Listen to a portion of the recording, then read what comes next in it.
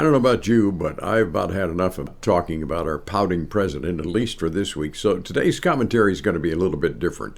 I'm going to tell you a story.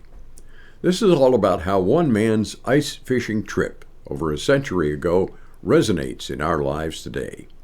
He lived for almost 70 years from the 1980s to the mid-1950s. He was responsible for an industry that thrives even this day. And yet his early path was very different from the one that brought him fame and fortune.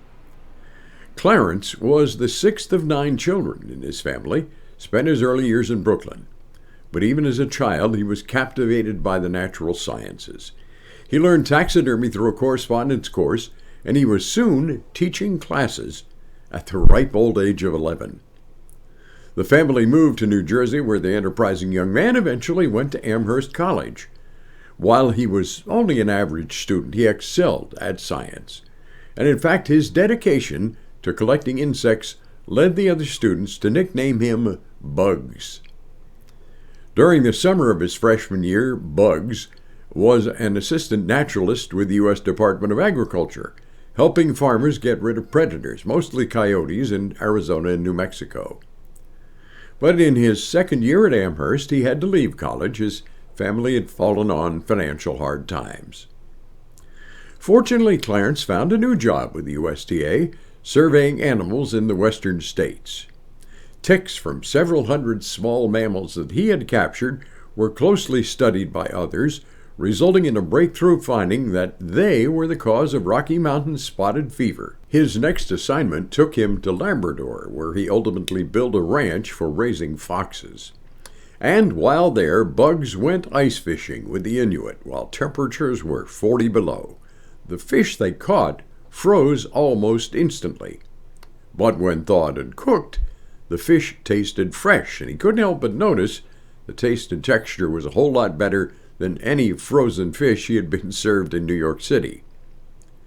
Around 1922, Clarence set up a company trying to recreate the quickly preserved fish he remembered. But the firm failed in 1924. Consumers simply were not interested. That same year, one of a dozen inventions he ultimately came up with involved packing fish in cartons and quick freezing them under pressure between 2 refrigerated surfaces. Clarence next came up with a process that did the job even more quickly, and his company began applying that to other things that needed to be preserved. In 1929, he sold the company and his patents to General Foods for what, in today's money, would come to around $330 million. The new owners gradually extended the range of products being offered. Well, consumers loved the stuff. They still do today. That's why this man has long been considered the founder of the modern frozen food industry. In fact, General Foods kept his last name for the company they had purchased from Bugs. You no doubt know Clarence by his now famous surname, Birdseye, and all because of an ice fishing trip.